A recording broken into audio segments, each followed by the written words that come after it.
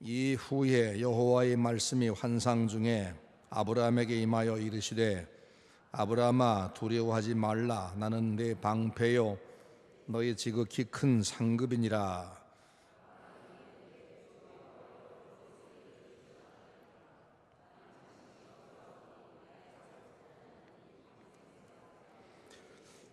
아브라함이 또 이르되 주께서 내게 씨를 주지 아니하셨으니 내 집에서 길린 자가 내 상속자가 될 것이니라.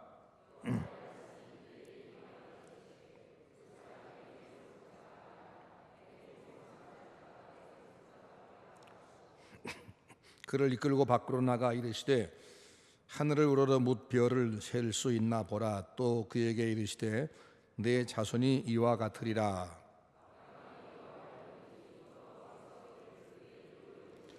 또 그에게 이르시되 나는 이 땅을 내게 주어 소유를 삼게 하려고 너를 갈대아인의 우리에서 이끌어낸 여호와니라.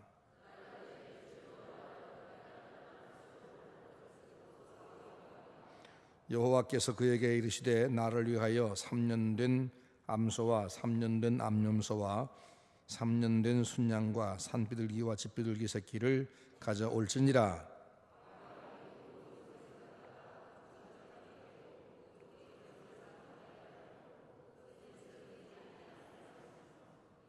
솔개가 그 사체 위에 내릴 때에는 아브라함이 쫓았더라.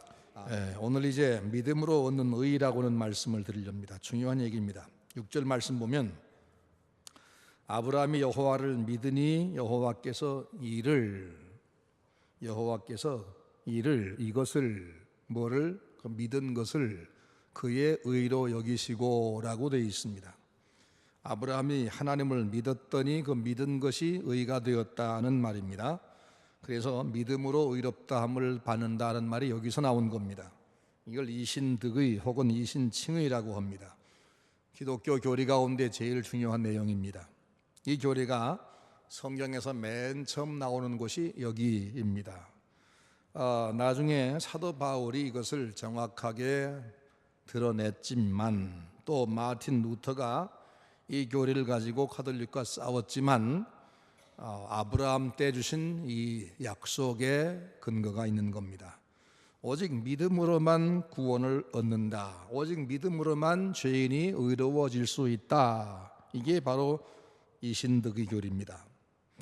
누구는 구원의 조건이 자기의 행위, 선행, 율법 준수 이런 거냐 아니면 복음을 믿는 거냐라고 말하는데 율법이라는 것은 언제 주신 거냐 하면 아브라함이 낳은 아들이 이삭이 낳은 아들이 누구죠? 야곱이 낳은 아들이 열둘. 그 열둘이 자식을 낳아가면서 애굽으로 갔고 거기가 400년 만에 해방을 받아 광야 생활을 하다가 율법을 받았으니까 아브라함과 율법은 400년의 차이가 적어도 400년 차이가 납니다. 율법은 아브라함으로부터 한 400년 뒤에 주신 것인데 율법이 생기기 전 400년 전에 하나님은 아브라함에게 말씀하기를 네가 믿은 것으로 내가 너를 의롭다 하겠다고 말씀했습니다. 그러니까 율법이 먼저가 아니고 바로 의롭다함을 받은 사람이 율법을 지키는 것입니다. 율법을 주신 것은 율법을 지켜야만 구원받으니까 이걸 지켜라 그래서 주신 것이 아니고 그들이 하도 악하게 변종이 돼 가니까 너희가 얼마나 못된 모습으로 변종됐는지 네 모습을 한번 보아라 하고 하나님이 원하시는 모습이 무엇인지 기준과 지금 우리 인간이 얼마나 삐뚤어졌는가 이걸 보게 하기 위한 그것이 율법이고 따라서 율법은 자기의 죄를 깨닫고 나를 구원하실 구원주에게 돌아가게 만드는 그런 역할을 하는 거지 율법을 준수함으로 구원을 받을 사람은 없는 법입니다. 우리가 교회 나오고 예배 참석하고 평생을 주님 섬기며 봉사한다고 할지라도 그 값으로는 구원받을 수가 없습니다. 구원 어떻게 받느냐? 오직 하나님이 나의 죄를 대속해 주신 그 사실, 오전 시간 말씀한 대로 하나님이 보낸 어린 양이신 예수께서 나의 대신에 피 흘려 죽임을 당하신 것을 나를 위해 죽으셨다고 내가 믿는 그것, 그 믿음으로만 의를 얻는 겁니다. 이것이 왜 이 말씀이 여기서 주어지는가 상황적 배경을 보겠습니다.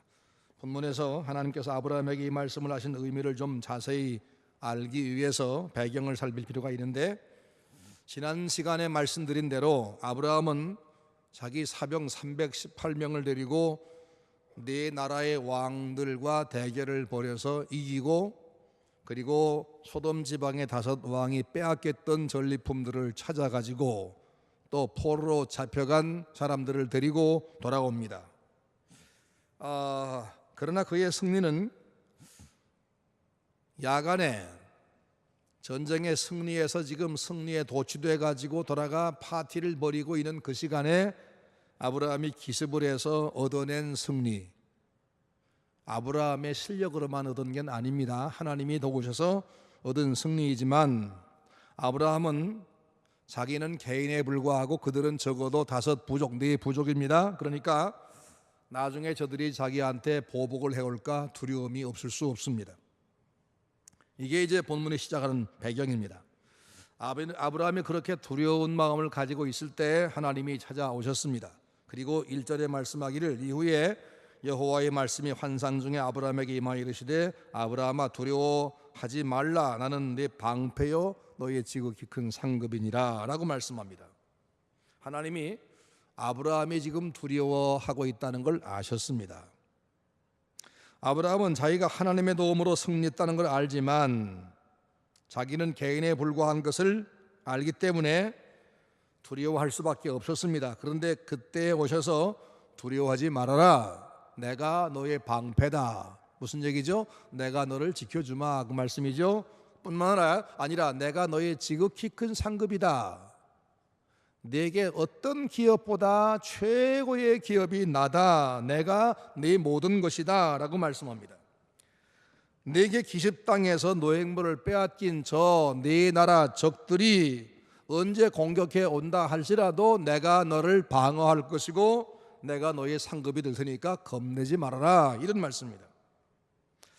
하나님이 그 말씀을 하시니까 두려움이 사라졌겠죠. 그렇구나, 하나님이 지금도 나와 같이 계신 걸 내가 모르고 괜히 떨었네. 여러분, 하나님이 우리의 방패요 지극히 큰 상급임을 믿으시기 바랍니다. 내가 한번 하나님 흉을 내볼 테니까 여러분 아브라함 흉을 내보세요. 아멘 하면 되는 겁니다. 두려워하지 말라, 나는 너의 방패요 지극히 큰 상급이니라. 아브라함이 얼마나 좋았을까요? 그 말씀 듣는 순간에 막 힘이 불끈 솟았겠지요. 그때 하나님이 오셔서 위로해 주시고 힘 주시는 그때에 이때다 하고 아브라함은 죄송합니다. 제가 감기 후유증으로 기침을 하고 있는데 오늘 낮 설교는 굉장히 설교가 셌죠. 이렇게 대화식으로 설교하면 틈틈이 벌어져서 그 시간에 기침이 치고 나오거든요. 그래서 그 나올 시간 없도록 낮에는 막 세게 설교를 했는데 지금은 천천히 하니까 기침이 또 뚫고 나오네요. 이때다 하고 고민 하나를 털어놓습니다. 그게 뭐냐면 나이는 늙어가는데 아직 자식이 없는 겁니다. 하나님께서 이미 오래전에 아들을 주겠다 말씀했지만 나이가 점점 더 늙어가는데 자식이 없습니다. 하나님의 약속이 물 건너가는 것 아닌가 이런 생각이 들어가서 하나님께 아뢰기를, 하나님 저는 아직도 자식이 없습니다. 그래서 제 집에서 그동안 쭉 길러온 다메섹 출신 엘리에셀을 제 상속자로 삼을 생각입니다 라고 은근하게 말씀을 드립니다. 그랬더니 하나님께서 말씀하기를, 아니다, 그 사람 너의 후계가 아니고 내 몸에서 날 자라야만 내 후사가 되리라 하고 아주 똑부러지게 말씀하십니다. 그리고는 그 아브라함 데리고 밖으로 나가시더니 하늘을 한번 봐라, 저 별을 셀 수 있느냐? 아니요, 못 세겠습니다. 엄청 많네요. 그래, 네 자손을 저렇게 많게 해주마 라고 말씀하십니다. 그날 하나님이 그 말씀하실 때에 아브라함은 자기 육신이 이미 늙어서 자식을 낳을 수 없는 처지임을 알았습니다. 그러나 하나님이 말씀하니까 하나님이 말씀한 대로 된다는 걸 믿었습니다. 그게 바로 믿음입니다. 그랬더니 그걸 믿은 걸 하나 가지고 하나님은 대단하게 여기시고 그 믿음을 의로 여기셨다. 이게 본문의 말씀입니다. 아브라함이 여호와를 믿으니 이를 여호와께서 의로 여기시고 라고 했습니다. 자, 이제 우리가 우리 신앙이라는 게 뭐냐를 생각합시다. 나를 믿느냐 하나님 믿느냐. 그러면 어떻게 나를 믿습니까? 하나님 믿지요 라고 해놓고도 사실은 우리는 항상 자기를 믿습니다. 내가 뭘 해야지, 내가 할 수 있지. 불교인이나 다른 종교인은 대놓고 자기를 믿습니다만은 사실 우리는 나를 믿지 않고 하나님 믿겠다고 하면서도 사실은 그게 쉽지 않습니다. 주님 말씀했죠. 나를 따르려거든 자기를 부인하고 자기를 없는 걸로 치고 죽은 걸로 치고 완전 무능하다고 인정하고 나를 따르라고 말씀했잖아요. 자기를 부인하고 이 자기 부인이 불가능하다는 거, 어렵다는 겁니다. 많은 사람들이 하나님 믿겠다고 교회에 나오지만 사실은 대부분 자기를 믿습니다. 내가 이만큼 했으니까, 내가 이만큼 오랫동안 다녔으니까, 내가 이만큼 헌금했으니까, 내가 이만큼 충성했으니까 이것 때문에 인정해 주실 거야. 이 자기를 믿는 겁니다. 이것은 하나님을 바라보도록 지음받은 하나님의 형상인 인간이 하나님을 보려고는 하지 않고 계속 자기만 보고 있습니다. 이게 우리 인간의 모습입니다. 하나님을 보지 않고 계속 자기만, 왜 난 저 하나님만큼 안 될까? 내가 하나님 될 수 없을까? 자기를 봅니다. 그래서 자기의 능력, 자신의 지혜, 자기의 선택의 결과 이것을 믿으려고 합니다. 자기가 이룬 업적, 자기 선행, 자기 열심, 자기 착함, 이것으로 내가 인정을 받아보려고 하는 것, 이게 바로 자기를 믿는 겁니다. 네가 훌륭하다, 너는 천국 들어갈 만한 자격이 있다, 이렇게 인정받아 보겠다는 겁니다. 근데 하나님은 그럴 수 있는 인간은 없다고 이미 선고했습니다. 아브라함한테 자랑할 만한 것이 아예 없습니까? 있지요. 우선 갈 곳도 전혀 알지 못한 채 하나님이 떠나라 그러니까 그의 본토 친척 아버지를 버리고 떠난 것도 대단한 사람이지요. 그런데 하나님은 그가 고향을 버리고 하나님만 따라 무작정 떠난 것 때문에 의롭다고 하신 적이 없습니다. 그가 여러 왕들과 전쟁에 나가서 용맹하게 자기 조카를 찾아오고 승리했습니다. 그것도 대단한 거지만 그의 승리 때문에 의롭다고 하지 않으셨습니다. 그는 멜기세덱에게 전리품 중에 11조를 바치면서 겸손하게 의지했지만 그것 때문에 의롭다고 하지 않았습니다. 소돔 왕이 와서 전리품은 다 내 것이니까 내가 가져가라. 그럴 때 아브라함은 그것을 아니다, 네가 다 가져라, 이건 내 거다. 다만 나와 함께 싸운 저 사람들에게 그 비용은 줘라. 그러니까 대단히 훌륭합니다마는 그것 때문에 의롭다고 한 적 없습니다. 만약에 그런 선행할 때 그것으로 아브라함의 의롭다함을 받았더라면 우리에게도 우리의 선행으로, 우리의 착함으로, 우리의 공로로, 우리 오랜 신앙 연조로 구원받을 수 있을 뻔했습니다. 그게 없습니다. 하나님은 인간에게서 뭔가 구원받을 만한 그런 근거를 찾지를 못하셨습니다. 그래서 아예 포기하셨습니다. 아브라함이 자식을 낳는 문제는 자기 힘으로 할 수 있는 게 아닙니다. 왜? 늙어졌기 때문에. 하나님이 아브라함을 부르시고 나서 아들 주겠다 말씀했지만 처음에는 그걸 믿지 못했습니다. 하나님이 말씀했지만 내 나이가 너무 늙어서 이게 되겠나? 그게 가능하겠어? 그리고 그걸 접어두고 자기 힘으로 뭔가 하려고 했었습니다. 그게 약속의 대체물, 신앙의 대체물입니다. 첫째 대체물은 다메섹 엘리에셀입니다. 아브라함의 종 중에 하나입니다. 자기 집에서 낳고 기른 아이입니다. 하나님, 이 사람을 제가 후계자로 삼겠습니다. 그러니까 하나님 억지로 저한테 가능하지도 아니한 아들 주겠다고 하신 약속 안 지키셔도 괜찮아요, 그 말입니다. 하나님 앞에 굉장히 아브라함이 너그러운 모습을 보입니다. 하나님의 능력을 자기의 지혜와 너그러움으로 대체하려고 하고 있습니다. 하나님은 그때 막으셨습니다. 아니야, 내 몸에서 날 자라야만 내 소생이다, 내 후계자다. 아브라함은 지금 하나님을 상대하는 사람입니다. 하나님을 상대해서 고향을 떠났습니다. 애굽에서 살았습니다. 전쟁에 승리했습니다. 인도를 받는 중입니다. 그런데도 그는 여전히 하나님 대신에 뭔가를 의지하려고 합니다. 자기 판단, 자기 잔꾀, 이걸 믿어보려고 합니다. 그걸로 대체하려고 합니다. 이게 바로 인간의 죄악성이죠. 또 하나의 대체물이 있습니다. 그건 뭐냐? 이스마엘입니다. 16장을 가보면 하나님이 약속하신 아들을 기다리다 못해서 또 다른 방법을 사용하는데, 하나님은 본처인 늙은 아내 사라의 몸에서 아들을 주겠다 약속했습니다. 그런데 사라가 너무 늙어 가망이 없습니다. 그래서 또 한 번 잔꾀를 부립니다. 하갈, 사라의 여종인 젊은 여자 하갈을 첩으로 맞아서 그를 통해 아들을 낳습니다. 그러면 역시 그도 아브라함 아들이 맞지요. 그 아이 이름이 이스마엘입니다. 아브라함은 아들을 얻었습니다. 그러나 하나님이 주신 아들이 아니고 자기가 낳은 아들입니다. 그러죠? 하나님의 방법이 아니라 자기 방법으로 얻은 아들이 이스마엘입니다. 아브라함의 모습은 끝까지 자기 방법을 포기 못하고 계속해서 자기 방법, 자기 대체물을 생각하는 데 있습니다. 이것이 바로 우리의 모습입니다. 지금 아브라함 마음 안에 싸우는 싸움이 뭐냐면, 하나님의 약속을, 하나님께서 약속한 것을 내가 받되 하나님이 주시는 걸 그냥 내가 가만히 있다가 받을 거냐, 내가 내 손으로 수고해 만들어 받을 거냐 하는 겁니다. 다시 말하면 내가 하나님의 약속과 인도만 의지해 살 거냐, 아니면 내 노력과 지혜로 그것을 이루어 갈 거냐 하는 겁니다. 이건 우리에게도 중요한 문제입니다.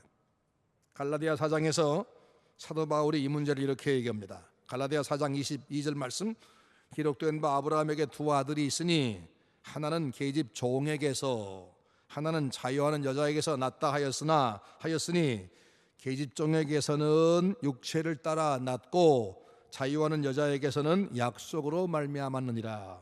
아브라함에게 아들 둘이 있지요. 하나는 이스마엘, 하나는 이삭. 이스마엘은 육체를 따라서, 사라에게서는 약속을 따라서. 자기의 노력으로 얻어진 아들은 이스마엘이고 하나님의 힘으로 주신 아들은 이삭입니다. 똑같은 아들이지만 누가 낳았느냐?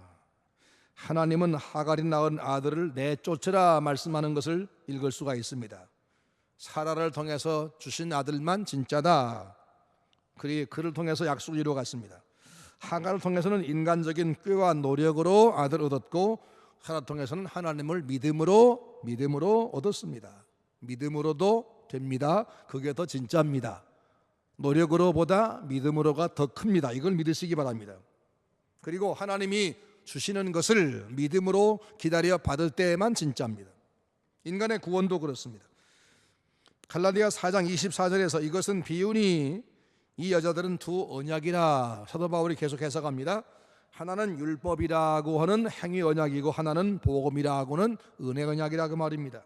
사람이 하나님 주시는 구원을 어떻게 받느냐, 사람이 천국을 어떻게 들어가느냐, 하갈을 통해 낳은 이스마엘처럼 내 수단과 노력과 방법으로 천국에 들어가느냐, 아니면 사라 통해서 아들을 공짜로 받은 것처럼 하나님의 순종해서 그냥 받을 수 있는 거냐, 이걸 말한다는 겁니다.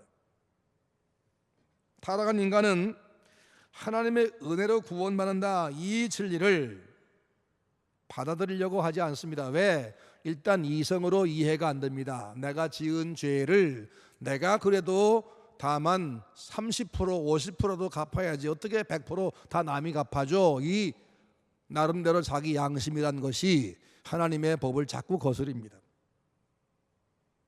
자기 생각에 맞지 않습니다. 그리고 자기가 한 것이 전혀 없으면 내세울 게 없으니까 그래서 그걸 거부합니다. 내가 이래봬도 이런 사람인데, 내가 이래봬도 어릴 때 공부 좀 잘했는데, 내가 한 번도 1등을 놓쳐본 적이 없는데, 나는 한다면 하는 사람인데, 내 구원도 내가 내 힘으로 이룰 수 있어. 이게 바로 하나님의 뜻을 가로막는, 마치 하갈 통해 이스마엘 낳은 그와 그런 행동과 똑같다는 겁니다.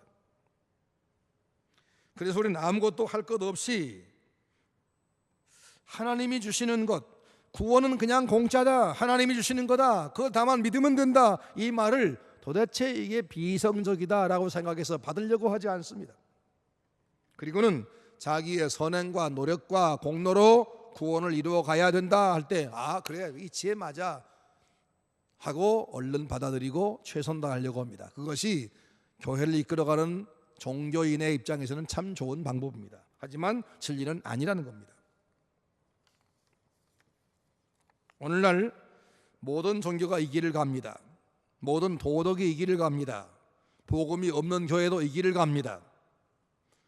인간들의 행위를 강조하고 인간들의 행위에 계속 보상을 주면서 더 잘해라 할 때 사람들이 그리 몰려갑니다. 왜? 이치에 맞아 보이기 때문입니다. 당연히 복음만 외치는 교회는 사람들이 별로 관심 갖지 않습니다. 갈라디아 4장 29절, 그때에 육체를 따라 난 자가 즉 이스마엘이 성령을 따라는 자를 핍박한 것 같이 그때도 이스마엘이 이삭을 괴롭혔죠. 그것처럼 지금도 그러하도다 그랬습니다. 지금도 인간의 이성이 참 신앙을 억누르고 시시한 걸로 뭉개버린다는 겁니다. 당시에는 율법을 숭상하는 유대인들이 복음만 전하는 사도를 박해했습니다. 오늘도 인간 노력을 강조하는 사회와 종교들이 세상의 추세가 복음을 소외시키고 하나님의 말씀을 우습게 여깁니다. 사람은 오직 하나님이 이루신 그 큰 구원을 받는 것으로만 구원받을 수 있는데, 그래도 내가 뜨겁게 무릎을 꿇고 며칠 밤을 적어도 차려하고 몇 시간 동안 찬송을 하고 내가 예배당 건축에 헌금도 얼마 드리고 뭔가 내가 이만큼 했어야 받는 거 아니냐, 이 생각을 그래도 포기 못한다는 겁니다. 하나 미안하지만 인간은 자기 행위로 구원받을 길이 없습니다. 천하 인간의 구원 얻을 만한 다른 이름을 주신 적이 없다고 성경이 말씀했습니다. 인간은 완전히 부패했고 하나님 보시기에 까맣게 썩어 있어서 구원 얻을 만한 선행을 할 능력이 이미 없기 때문입니다. 하나님 그걸 아시기 때문입니다. 자존심이 심히 상하지만 이걸 인정을 하고 하나님만 의지할 때 그게 진짜 신자가 되는 겁니다. 그게 진정한 신앙입니다. 이것이 복음이고 이것이 기독교입니다. 고린도전서 1장 21절 말씀 보면 하나님의 지혜에 있어서는 이 세상이 자기 지혜로 하나님을 알지 못하기 때문에 하나님이 전도라는 미련한 방식으로 믿는 자들을 구원하기를 기뻐하셨도다. 유대인은 표적을 구하고 헬라인은 지혜를 찾지만 우린 십자가에 못 박인 그리스도를 전하니 유대인에게는 거리끼게 보이고 이방인에게는 미련하게 보이지만 오직 부르심을 입은 우리에게는 유대인이나 헬라인이나 그리스도야말로 하나님의 능력이요 하나님의 지혜니라 라고 말씀했습니다. 근데 오늘 이 복음을 제대로 선포하지 않는 교회들, 목사들도 많이 있습니다. 갈라디아 4장 30절 말씀, 그러나 성경이 무엇을 말하느뇨? 계집종과 그 아들을 내쫓으라. 무슨 얘기입니까? 인간의 모든 행위, 공력, 이걸 추종하는 것, 이것을 강조하는 걸 교회에서 내쫓으라는 겁니다. 이것은 불가능하다는 얘기입니다. 하나님께서는 인간의 수고나 방법을 인정하지 않습니다. 그리스도의 은혜를 무효화시키려는 모든 시도, 예수 그리스도가 넉넉히 내 죄를 용서하고도 남을 만한 자기 생명을 바쳐 주었음에도 불구하고 그 예수의 은혜에 전적으로 매달리지 못하고 여전히 자기의 모든 그 여지없는 것, 시시한 것, 이걸 끼워 넣어서 그것 때문에 구원받는 것처럼 해보려는 그런 이 어리석은 인간의 어리석은 욕심, 자만심, 이걸 버리라는 겁니다. 31절에 다시 말씀합니다. 그런즉 형제들아, 우리는 계집종의 자녀가 아니요 자유하는 여자의 자녀니라. 우리는 인간적인 행함의 공로를 내세워 하나님의 아들의 자격을 얻으려고 노력하는 그런 위치에 있는 자가 아니라 이미 우리는 아들이니까 그런 노력할 게 없다는 겁니다. 사라가 낳은 아이는 아브라함의 본 자식입니다. 그가 아들의 자격 얻으려고 몸부림칠 이유가 없습니다. 이미 아들입니다. 예수 그리스도가 나의 죄를 짊어지고 죽으셨고 그 사실을 실제로 나를 위해 죽으신 하나님의 죽음이라고 믿는다면 난 이미 하나님의 자녀가 된 겁니다. 내 수고, 내 노력, 내 믿음으로 내 공로로 쟁취한 것이 아니라 하나님이 믿는 자에게 주겠다고 약속한 것이기 때문에 믿었으니까 받은 겁니다. 여러분, 이 신앙에 속해 있습니까? 내가 예수 그리스도를 나를 위해서 대신 죽으신 하나님의 아들로 믿습니다. 예수님 밖에는 내 죄를 용서하리가 없고 내 구원을 위해서 내가 할 수 있는 것이 아무것도 없음을 내가 인정합니다. 난 주님만 의지합니다. 이 신앙이 필요한 겁니다. 하나님께서 아브라함에게 말씀합니다. 아브라함아, 내 자손이 하늘의 별같이 많아질 거야.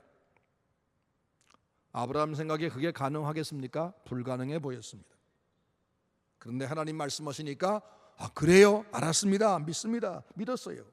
그랬더니 뭐라고 말씀했죠? 아브라함이 여호와를 믿으니 여호와께서 이 믿음을 그의 의로 여기시고 라고 했어요. 여기 주의할 게 있습니다. 믿음이란 건 조건이 아니고 방편에 불과합니다. 아브라함이 누굴 믿었죠? 하나님을 믿었습니다. 이 말씀을 잘 살펴보면 아브라함의 믿음이라는 데 강조점이 있지 않고 하나님을 이라는 데 강조점이 있습니다. 하나님을 믿었다는 것. 아브라함이 아무리 열심히 간절히 뜨겁게 믿었다고 해도 그 믿은 상대가 전능하신 하나님, 믿기만 하면 내가 네 죄를 용서하고 너를 내 자식 삼겠다고 하신 그 하나님이 아니면 아무 소용없는 거죠. 그렇죠? 그러니까 아브라함의 믿음의 강조점이 있는 게 아니라 바로 믿음의 대상인 하나님에게 강조점이 있는 것입니다. 왕이 길가에 가다가 거지한테 금덩어리 하나를 주었습니다. 거지는 손만 내밀면 그걸 받을 수 있습니다. 자, 거지가 먼저 손 내민다고 금덩이 주겠습니까? 왕이 주려고 마음 먹었으니까 거지가 손 내밀어 받은 것뿐입니다. 그러면 왕이 준 손 내민 손이 중요합니까? 그 거지가 내민 손이 중요합니까?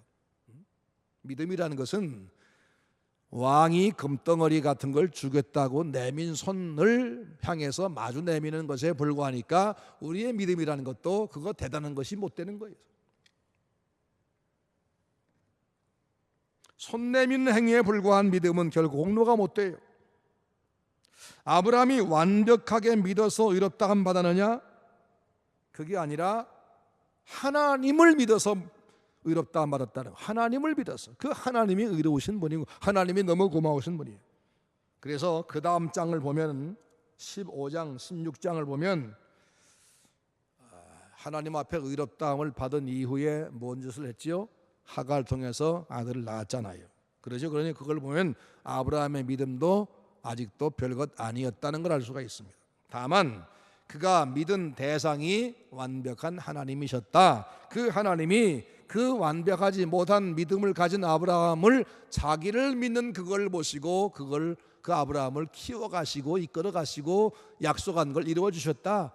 아브라함이 하나님 믿었으니까 네가 나를 믿으니까 내가 너를 도와주는 거야 하고 계속 도와준 것뿐이지 아브라함의 믿음이 대단해서 하나님이 감동받아가지고 그에게 끌려갔단 말이 아니라 그 말입니다. 로마서 1절 말씀, 그런 육신으로 우리 조상된 아브라함이 무엇을 얻었다 하리요? 만일 아브라함이 행위로서 의롭다함을 얻었더라면 자랑할 것이 있으려니와 하나님 앞에서는 없느니라 라고 로마서에 아브라함의 행위가 대단한 게 없다고 말씀했어요. 그냥 하나님이 주시는 그 엄청난 것을 염치 없이 감사함으로 받은 것뿐이라는 거예요. 그러니까 우리의 자랑은 하나님이지 우리의 믿음도 아니고 우리 인내도 아니고 우리 착함도 아니에요. 은혜 주신 하나님만 자랑거리, 하나님의 은혜만 자랑거리. 하나님께서 말씀하신 말씀대로죠. 나는 너희의 지극히 큰 상급이니라, 이 말씀입니다. 자, 그렇다면 우리는 착한 일을 할 게 없느냐? 아닙니다. 구제도 하고 선교도 하고 교회 봉사도 하고 약한 교회 도와주고 해야 됩니다. 그러나 그것은 감사의 표현이지 구원의 조건을 만들려고 하는 것은 아니라는 말입니다. 이미 받은 구원이 너무 감사해서 이건 당연히 우리가 해야 되는 것입니다. 그리스도 예수 안에서 선한 일을 위하여 너희는 지으심을 받은 자라라고 말씀했죠. 우린 이미 의롭다 하심을 얻었습니다. 구원 얻었습니다. 그럼에도 열심히 출석해야 되고 열심히 봉사해야 됩니다. 근데 그것이 나중에 공로가 돼서 그것 가지고 하나님 앞에 내밀라고 하는 것이 아니라 이미 하나님의 은혜를 받은 자요, 이미 자식이니까 하나님 그걸 기뻐하시니까 당연하다 그 말입니다. 자, 여기까지 가면 뭐가 생각나냐? 하나님의 칭의라는, 선택이라는 것이 생각납니다. 15장 6절 말씀 보면 나는 이 땅을 내게 주어 업을 삼게 하려고 너를 갈대아 우르에서 이끌어낸 여호와니라 라고 말씀해요. 내가 너를 진작에 이 땅을 기업으로 주려고 너를 불러냈어. 이 말은 아브라함이 하나님을 믿기 전에 하나님께서 아브라함에게 복을 주려고 작정하시고 그를 끌어내셨다 그런 얘기죠. 내가 자발적으로 나를 찾아온 게 아니고 내가 너를 찾아가 끌어낸 거야 그런 말씀이죠. 이것을 선택이라고 그러는, 선택. 하나님이 사람을 지명해 불러내셨습니다. 그래서 사람이 주님 은혜로 내가 구원받았구나 이것을 제대로 깨닫게 되면 그 다음에는 아하, 내가 이렇게 된 것이 내가 뭘 한 게 아니라 하나님이 나를 선택해서 여기까지 오게 만드셨구나 라고 하는 걸, 선택을 깨닫게 되는 겁니다. 선택했다는 말은 내가 주님을 선택했다 그 말이 아니고 하나님이 나를 선택하셨다는 겁니다. 하나님이 아브라함을 선택해 부르셨고 그에게 약속을 주었고 약속을 이루어 가시고 계십니다. 일방적으로 선택하셨고 일방적으로 찾아오셨고 일방적으로 약속을 주었습니다. 아브라함은 하나님을 만났습니다. 참 다행이지요. 참 굉장한 행운이지요. 그리고 약속을 받았습니다. 얼마나 귀한 일입니까? 지나가다가 왕을 만났어요. 그 왕이 손을 내밀어 뭘 주는데 보니까 커다란 금덩어리요. 이게 뭐예요? 하나님이 하신 겁니다. 이게 바로 우리는 참 신기하게 하나님의 선택을 받고 은혜를 받은 거라고 말해요. 이게 바로 성경의 사상입니다. 이때 아브라함이 묻습니다. 여호와여, 내가 이 땅을 업으로 삼을 줄을 무엇으로 알리까? 8절 말씀입니다. 근데 9절에 말씀합니다. 나를 위해서 3년 된 암염소, 3년 된 암염소, 3년 된 수양, 그리고 비둘기를 취해놓아. 제사를 명령합니다. 제사. 여기서 왜 제사를 말씀하느냐? 제사가 뭐냐? 말로 다할 수 없는 은혜를 주신 하나님께 내가 가까이 가는 방법이 예배, 제사라는 겁니다. 제사는 내가 제사를 드림으로 신에게서 뭔가를 받아내기 위한 공을 쌓는 것이 아니라 내가 말로 다할 수 없는 하나님의 은혜를 받고 나서 세상에 나 같은 것을 찾아오시고 나를 선택해 부르시고 내게 이 큰 은혜 주신 그분에게 내가 어떻게 가까이 갈까? 이 가까이 다가가는 표현이 바로 예배라는 겁니다. 제사라는 것은 하나님이 지정하신 방식으로 하나님 앞에 다가가는 것인데 하나님 앞에 가까이 가는 방법, 그건 뭐냐? 예수밖에 없습니다. 나로 말미암지 않고는 아버지께로 올 자가 없느니라. 예수를 믿는 것 밖에는 하나님께 가는 방법이 없다 그 말입니다. 나를 위해서 십자가에 못 박혀 죽으신 예수님, 그분을 생각하고 그분을 기억하고 그분에게 감사하고 그분에 가까이 가는 생활, 이게 바로 예배라는 겁니다. 그분의 말씀을 내가 더 듣기 위해서 주일날도 나오고 오후에 나오고 수요일 나오고 금요일에도 기도에 모이고 새벽에 모이고 집에서 또 기도하고, 이게 바로 뭐예요? 예배인데 그 예배는 나를 찾아오시고 내게 그 큰 은혜를 베푸신 그분에게 가까이 다가가는 행위인 겁니다. 하나님은 그 약속의 제물, 아브라함에게 제물을 준비하라 말씀하신 다음에 이렇게 말씀합니다. 12절 말씀, 너는 정령이 알라. 내 자손이 이방에서 개게 되어 그들을 섬기겠고 그들은 400년 동안 내 자손을 괴롭게 하리니 그 섬기는 나라를 내가 징치할지며 그 후에 내 자손이 큰 재물을 이끌고 나오리라. 자, 이거 지금 400년 뒤의 일을 얘기하는 겁니다. 아직 하나님은 아브라함에게 아들을 한 명도 안 주셨습니다. 그런데 그 아들이 태어나고 그 자식이 번성하고 드디어 큰 민족이 돼서 애굽에 들어가서 거기서 한 민족으로 번성하고 그때 애굽 사람들에게서 이들이 어떻게 억압을 받을 것까지 그리고 어떻게 해방될 것까지도 지금 미리 다 말씀하는 겁니다. 하나님은 당신을 믿는 사람을 오늘 처음 만난 게 아니고 우리의 지나간 과거를 이미 아실 정도가 아니라 우리를 진작에 선택해 놓으신 분이고 이끌어내신 분이고 지금 우리를 이끌어가는 분이고 우리의 미래를 계획하시고 우리의 미래를 당신의 계획대로 이끌어가는 분임을 믿으시기를 바랍니다. 우리의 과거, 우리의 오늘, 우리의 내일이 다 하나님의 계심을 믿으시기 바랍니다. 얼마나 감사합니까? 이걸 뭐라고 그러죠? 이제 섭리라고 합니다. 섭리. 하나님은 그들을 호강만 시키지 않겠다고 말씀해요. 400년 동안 고생도 시키겠지만 그것은 멸망시키는 것이 아니라 내 백성을 만드는 훈련 과정이다. 이게 다 너희를 가장 좋은 길로 인도하는 내 방법이다 라고 말씀한 겁니다. 하나님은 지금 여러분에게도 여러분이 지금 어려움 당하고 환난 중에 있고 앞이 캄캄하고 힘들 수 있지만 하나님은 그것을 여러분을 버렸기 때문이 아니라 여러분을 지금 하나님께서 가장 좋은 곳으로 인도하기 위한 지금 과정, 훈련 과정, 인도 과정이라는 걸 믿으시기 바랍니다. 하나님은 여러분을 놓치는 법이 없습니다. 우리는 내가 이렇게 살아야지, 이걸 꼭 해야지 결심, 작정 해놓고도 우리는 그걸 늘 다 망가뜨려 먹지만 하나님은 수백 년, 수천 년 뒤에까지 다 계획을 세우시고 그것을 완벽하게 이루시는 분입니다. 그분을 믿는 것이 얼마나 잘하는 겁니까? 그분을 믿는 게 얼마나 대단한 겁니까? 그래서 그분을 믿는 그걸 의로 여기신 겁니다. 여러분 예수님 믿습니까? 여러분 예수님 믿습니까? 여러분 하나님 믿습니까? 그 믿음이 대단한 겁니다. 왜? 너무나 대단한 그분을 믿는 거니까. 그래서 그 믿는 그것을 의로 여기시다고 말씀한 겁니다.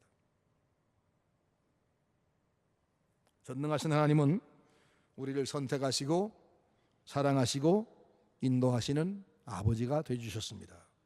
우리가 한 건 아무것도 없습니다. 하나님께서 당신 아들을 보내서 우리를 부르셨습니다. 당신 아들이 우리 죄값을 대신 치르게 했습니다.